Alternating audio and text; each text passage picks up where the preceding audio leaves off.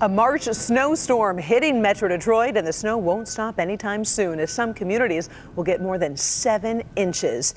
Good afternoon. We are already seeing deteriorated conditions on the freeways, and it will only get worse. The local forecasters declaring a severe weather alert with parts of the area under a winter storm warning. We have team coverage across Metro Detroit, but let's begin with Ben to break everything down for us. Ben. Yeah, Karen, that winter storm warning has been expanded to more counties. Originally, this was just Livingston and Oakland, now including all of our metro zone and into St. Clair and Washtenaw counties as well.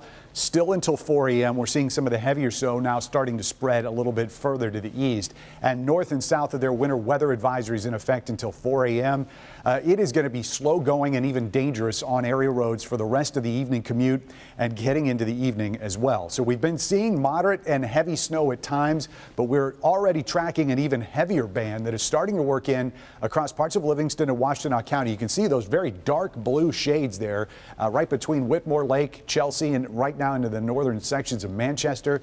So as that continues to move to the east, that's obviously going to increase totals. This area that's west of 23, one of the first areas to see that snow collect and see that switch over earlier today. Now, timing wise, we're going to see the heaviest of the snow start slowing down as we get towards 7 o'clock tonight. There's going to be a little bit of a renewed push, but mainly just in our north zone and on the east side into the evening hours.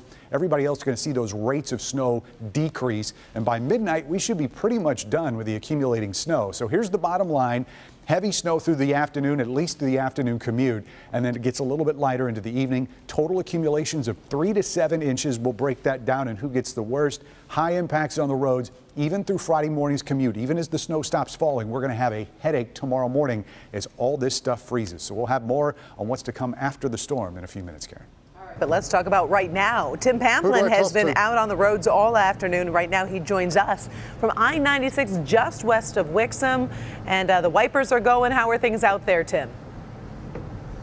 We've just sought a little bit of a reprieve here, Karen. It's taken me 3 hours, get this, 3 hours from downtown Detroit to where I am now, just past the strangely named Pleasant Valley Road. Not much pleasant about the scene in front of us here. As you mentioned, as we heard just from Ben, started off as rain, turned to snow, and it's made an almighty slush on the freeway. I have seen the road crews out. They've been out plowing and doing what they can to clear the roads. They've done a good job out here on the Oakland-Livingston border.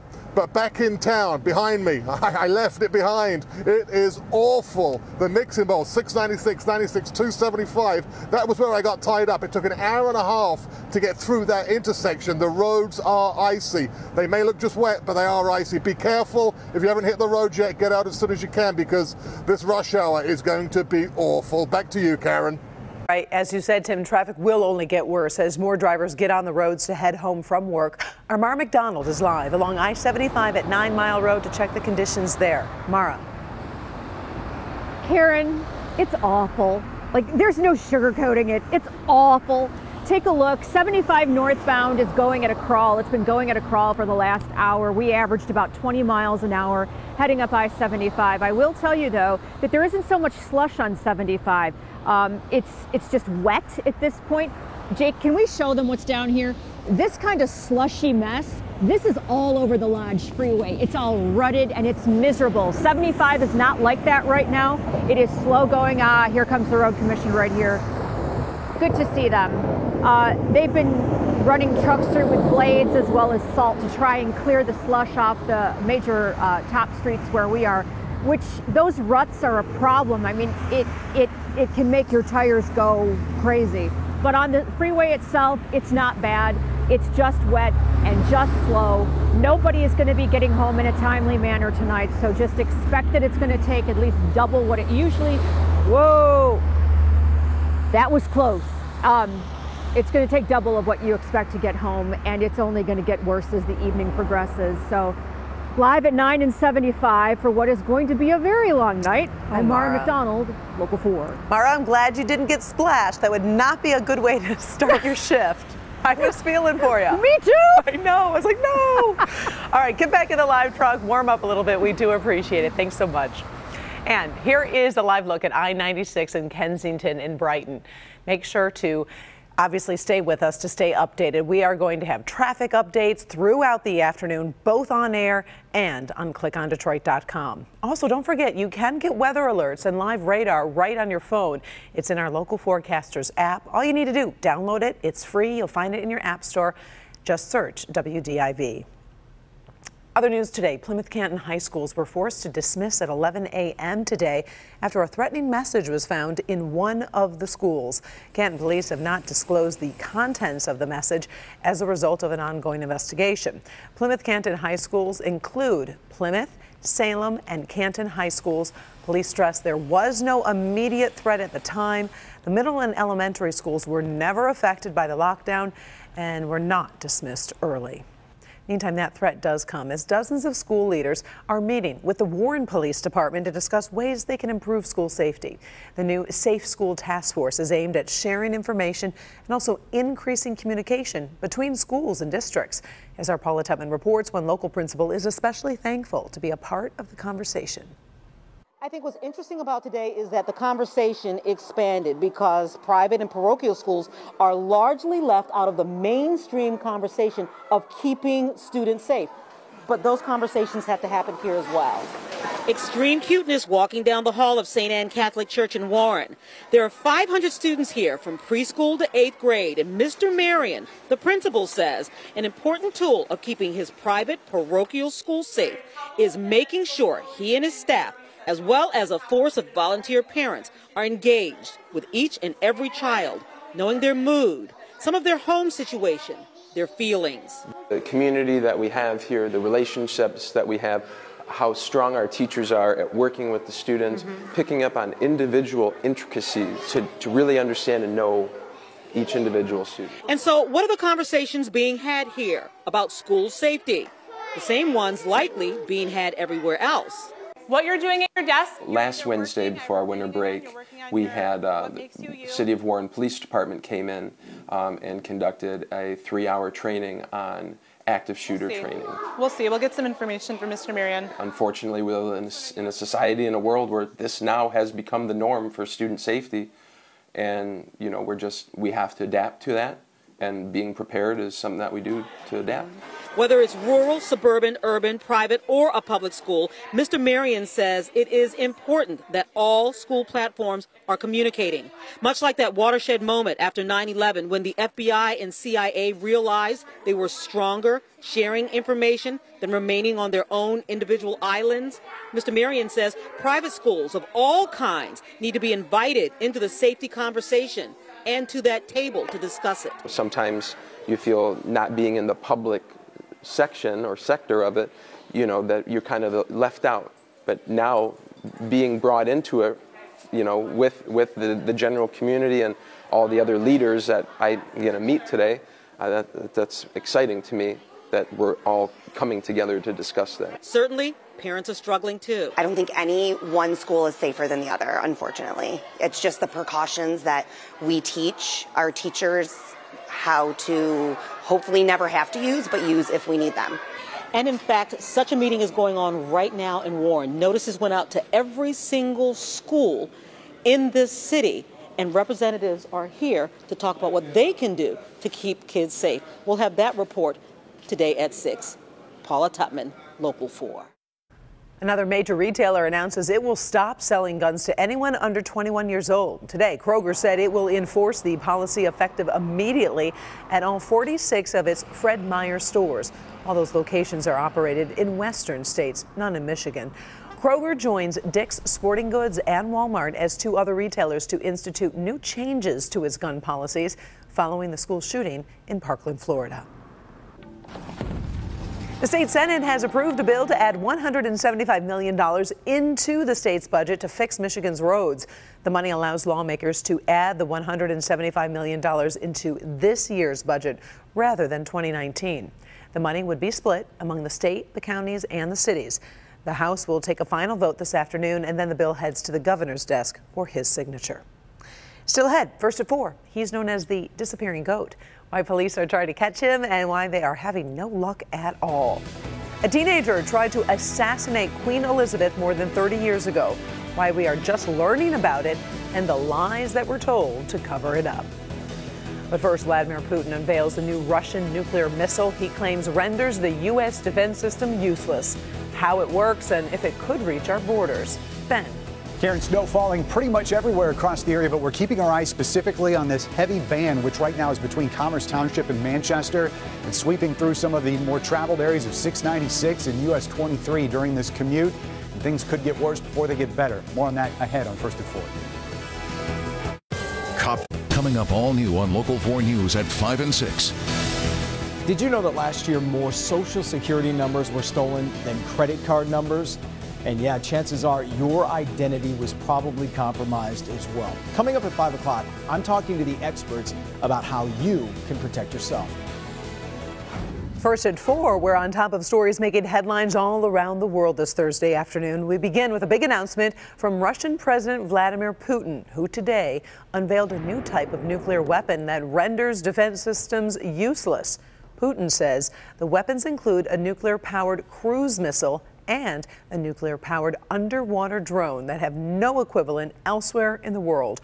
He says the nuclear-powered cruise missile has a practically unlimited range. The speech was aimed at Russian voters ahead of this month's presidential election, a vote that Putin is expected to easily win. Moving to Florida, jury selection is underway in the trial of Noor Salman, the widow of the Pulse nightclub gunman. Court documents unsealed Wednesday reveal the defense will present testimony claiming Salman was a severely abused wife who had a mental health condition that would make it likely she would give a false confession. The government is hoping to prove Salman helped her husband, Omar Mateen, plan that attack. One of their key pieces of evidence is an alleged confession Salman made to FBI agents in the hours after the shooting. The trial is expected to last about 25 days. Salman faces life in prison if convicted. Huge amounts of rain in Australia has led to this massive flooding. The total rainfall was in excess of 14 inches in Queensland, causing lots and lots of roads to be cut off because of the flooding. Some major concerns there as they were trying to battle through the road conditions. Some parts of the country, though, remain on alert. State emergency crews spent the past 24 hours helping residents sandbag and cover their roofs. Parts of Europe have been hit with an unusual snowstorm, stranding drivers on highways in France and causing school closures. Hundreds of drivers were also trapped in their cars overnight in Scotland, where authorities said everyone except emergency service workers should stay off the roads. The weather also forced flights and train cancellations. Some communities expected to get more than 7 inches of snow. The local forecasters have declared a severe weather alert. Take a look right now. These are live pictures of what conditions are like right now on eastbound I-96 near Kensington. And our photographer who's driving there said it took him almost 3 hours from Detroit to about that location because the roads are so slick and, you know, they're dangerous. They really are. And then you've got the puddling on each side because when I was coming in, that was just like hitting me. And well, that's when you know the weight of that slush. You drive by a truck or hit a puddle and you're that really stuff, in danger. Yeah. It's heavy. It's heavy and wet, and it doesn't look like a lot until you hit it.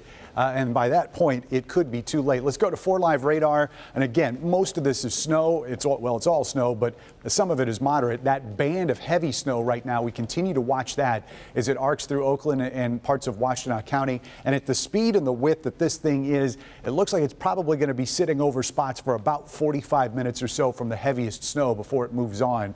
So keep that in mind as it moves towards your neighborhood here in the next couple hours. Otherwise, storm reports, we haven't gotten a lot of snow reports in just yet. Some of the ones that we've gotten have been on the low end. Ann Arbor was at 1.2, but keep in mind that was at 145 this afternoon. Gotten a lot of storm pins, a lot of folks telling us how big these flakes were, and these things look like dinner plates. This was up in Auburn Hills. Libby sent us that shot. But also because of the heavy, wet snow, look at how this is clinging to the trees across the area, and we've still got some breezy conditions too out there. 10 to 20 mile an hour winds are going to be with us at least to the evening hours tonight. Looks very picturesque, but again, you can tell from the weight of that snow on the trees that this snow could be causing us more problems than just gumming up the commute as we get through the next couple hours. So current temperatures have been hovering right around that freezing mark, and technically we've been above it, 34 at Metro. But again, it's not just the surface temperature, but it's all those layers above that that decide whether or not we're going to get snow, sleet, or freezing rain. And it has been all snow since about 11 o'clock or noon in most locations. And you can see the progression of that in the larger view. And you can also see that heavy band that's very evident there in our west zone as it's going to continue to march east for the next couple hours. Also notice the back edge of the storm, not making a whole lot of progress, but the snow is a little bit lighter back there. So as everything sweeps through, again, we expect the heavier snow to end by about 6, 7 o'clock tonight, and then we'll start seeing the lighter stuff taper off as we get closer to midnight tonight. So once this system pulls to the east, the light snow continues to the evening. The only places that will probably see a little flurry of activity, no pun intended, are going to be our north zone and maybe our east side locations. As we get into the evening, there's going to be a little resurgence of some accumulating snow. Should be a little bit lighter than what we've been through for most of the afternoon. And then high pressure settles in overnight. So even though the snow is going to stop falling by tomorrow morning, we're looking at temperatures in the mid to upper 20s for lows. So this slush and that water is going to freeze solid. Then we get the sunshine in the afternoon. It's going to melt some of it. And we go back to freezing for Friday night. So this cycle is going to continue to give us headaches for the next couple days. Here are the lows tonight. We'll call it 30 in the city, but these are all below freezing across the area. South zone lows anywhere between 28 in Onstead and 31 in Luna Pier. West zone numbers, especially out here to the west, 28 in Howell and Brighton. In fact, just about everybody in the zone is going to be at 28 for an overnight low. And in our north zone, pretty much the same goes. Everybody sub-freezing, so it's going to be an issue tomorrow morning. There's the sunshine, and temperatures will warm above 32 before we eat lunch tomorrow. So we will see some melting in the second half of the day, and then we've got a extended dry stretch. It's going to take us through Monday of next week, and Karen, we're going to need it after the mess that we're going to be cleaning up from today. All right, welcome March, right? Still ahead first at 4. Last week it was chicken. Now KFC stores are facing another shortage that could force hundreds of KFCs to close. And up next, police investigating a cover-up involving a plot to assassinate Queen Elizabeth. What we know about the assassination attempt that involved a teenager.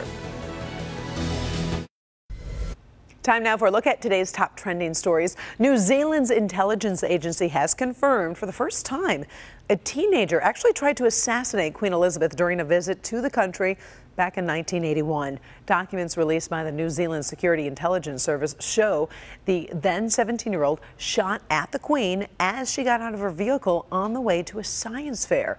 The memo was declassified in February and reveals the would-be assassin did not find a, quote, suitable vantage point from which to fire.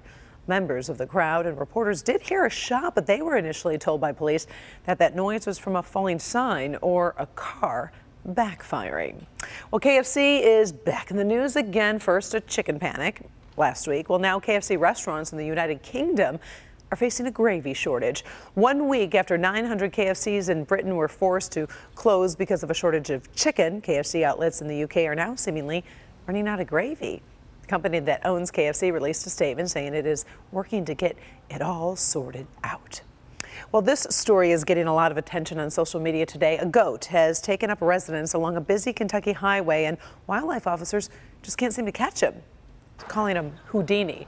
He's a big white goat with black horns, and he hangs out along Interstate 65 in northern Kentucky.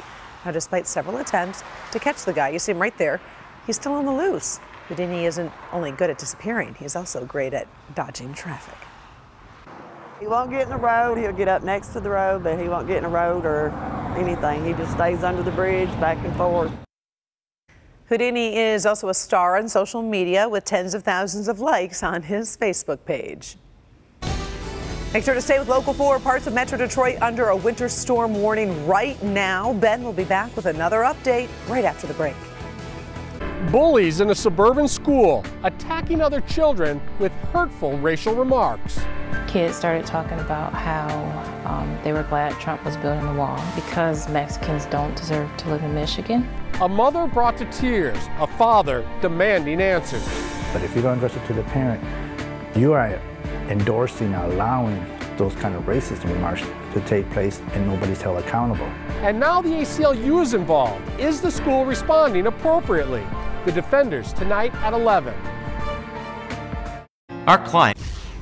Let's get one final check of the weather, and we are going to be in this mess for some hours to come. Yeah, and it's really not the amounts of snow that's going to be the problem. It's this slush and the water that's underneath that is going to be freezing tonight if it hasn't already. 4 Live radar now showing that heavier band of snow working through Washtenaw, Livingston County, western Oakland County, so right there from Commerce Township down to Saline.